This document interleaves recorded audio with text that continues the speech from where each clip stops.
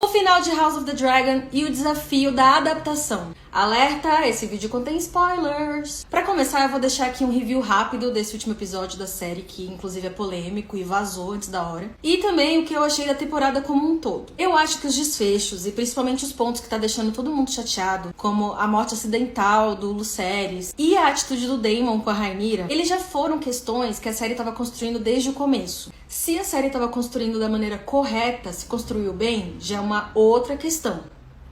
Então deveria haver mais um contexto na dificuldade do Aemond de controlar a Vhagar. A gente viu ele se arriscando para ter o dragão maior de todos, o centenário, né, o mais forte. Mas não teve mais contexto para além disso. É legal que a série também demonstra como é a relação das famílias com os dragões e o fato de que não precisa ser um Targaryen pra poder montar num dragão, né? Porque eles têm ali o pessoal que ajuda, que meio que doma os dragões pra eles. Mas a série deveria ter explorado mais essa questão pra chegar onde chegou. Naquele momento ali, o que eu vi foi um dragão se rebelando pra proteger o dono, o Lucerys, e a Vhagar se rebelando do Aemond. Eu acho que ela nunca fez tanta questão ali de ser dele, pra poder se defender. E aí as pessoas reclamam que toda uma guerra tá começando por causa de um acidente. Eu acho que a reação do Aemond é principal ali, é fundamental pra construir o que vai acontecer depois mesmo. Porque ele só quer obedecer a mãe dele, ele quer demonstrar o quão valoroso ele é dentro da família. Desde o outro episódio que ele tava buscando lá o Aegon, ele já queria demonstrar isso. Such of a wastrel who's never taken half an interest in his birthright. It is I, the younger brother, who studies history and philosophy. It is I who trains with the sword, who rides the largest dragon in the world. It is I who should be... E aí tudo cai por terra, né? Então a reação dele é de uma preocupação de, meu Deus, o que vai ser de mim? O que vai ser da história? O que vão pensar de mim? Essa coisa do que vão pensar dele é muito importante. Lembra no último episódio, depois do anúncio da morte do Rei Viserys, que a Alicent anuncia que o Rei Viserys, na percepção dela, queria que o Aegon fosse o rei? Um dos membros do conselho, que apoiava a Rhaenyra, se levanta e diz que não acredita naquela história. Não só porque ele conhecia o Viserys, mas porque aquela notícia estava vindo da mãe do garoto, da mãe do suposto futuro rei. Então ele achou tendencioso. E é assim que as coisas acabam indo pra história. Não exatamente da maneira que a gente intencionou, mas da maneira que as pessoas interpretaram. Então, quando o Aemond voltar pra King's Landing com a Vhagar, como vão interpretar que aconteceu ali entre ele e o sobrinho dele que arrancou o olho dele? Ele vai dizer que é acidente, mas a história não vai acreditar. Então eu tô falando de realidade, de como as coisas acontecem versus histórias, porque esse livro de Game of Thrones, essa jornada do Targaryen que a gente tá acompanhando, é na verdade baseada em um livro de história. É um livro que existe dentro do universo de Game of Thrones, que a gente já viu ser citado dentro da série de Game of Thrones e no livro. What are you reading? The Dance of Dragons. What's it about? It's the story of the fight between Rhaenyra Targaryen and her half-brother for control of the Seven Kingdoms. E que conta a Dança dos Dragões, entre outras questões na dinastia Targaryen. E ele é escrito por Maesters, ele não é escrito pela Alicent Hightower. Se fosse, ela ia dizer que o Aemond matou o sobrinho sem querer. Entende o que eu quero dizer? Uma prova de que os Maesters podem errar é o fato de que o Tyrion Lannister, no final de Game of Thrones, acaba nem sendo citado na história da Canção de Gelo e Fogo. What does he say about me? I don't believe you're mentioned.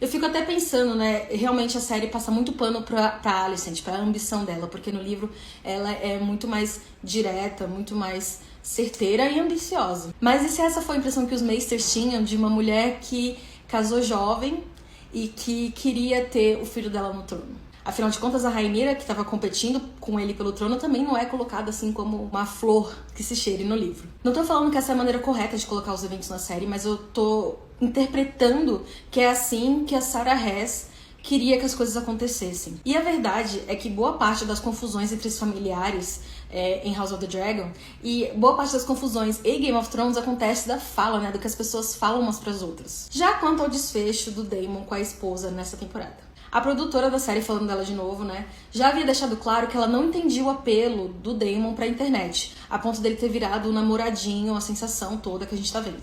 Eu acho que desde o começo ela queria que ele fosse visto como um vilão, que assassina a esposa por causa de uma herança, que controla um exército de maneira violenta e brutal em cima de um povo, que comete crimes de guerra. Então, do mesmo jeito que existem muitas evidências de que ele nunca faria aquilo com a Rhaenyra, eu já vi várias listas, gente, já entendi todos os argumentos. Eu acho que também existem muitas evidências de que sim, ele faria isso, porque ele é um personagem muito dualístico, uma pessoa que não se pode confiar. E provavelmente a Sarah Hayes não queria que ele fosse esse idolatrado dessa maneira, porque ela já sabia o que ia vir aí no final.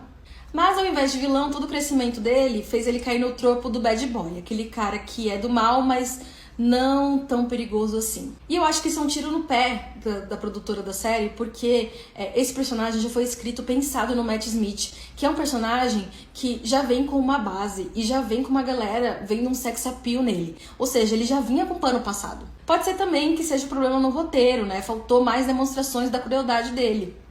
Agora, sobre o desafio de não apenas adaptar Game of Thrones, mas também adaptar a Dança dos Dragões, que, como eu disse, é baseada em um livro de história. Eu acho que toda a dramatização da série era necessária. Novamente, se foi feita corretamente ou não, é outro assunto. Porque, no fim das contas, é como se um livro de história estivesse sendo adaptado e a gente sabe que nem sempre a história é contada da maneira correta, da maneira que ela realmente aconteceu. A pesquisadora Linda Huston é autora do livro A Theory of Adaptation, ou A Teoria de uma Adaptação. Ela fala que as adaptações oferecem o prazer da repetição com a variação. Essa frase é muito importante, porque ela defende que sempre haverá uma variação nas adaptações, principalmente com relação ao mundo em que ela está sendo adaptada. Para que mundo, para que sociedade essa obra está saindo? Para quem vai receber? Isso também tem muito a ver com as críticas de mudar ou não a etnia de um personagem, mas essa não é o debate aqui. É mais uma questão de que depende de quem a história cai na mão. E aí, o que você achou do último episódio de House of the Dragon?